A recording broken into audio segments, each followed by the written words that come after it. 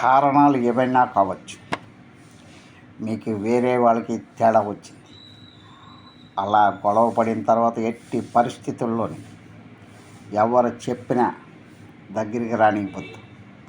అలా రాణిస్తే మీకు పతనం తప్పదు. పాత పగతో అవకాశం దొరికితే మీకు కీడు చేస్తారు.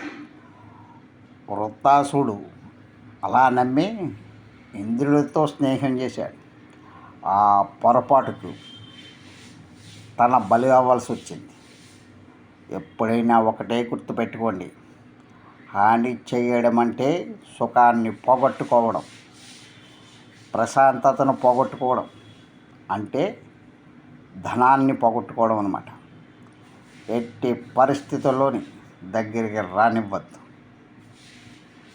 అర్థమైంది కదా?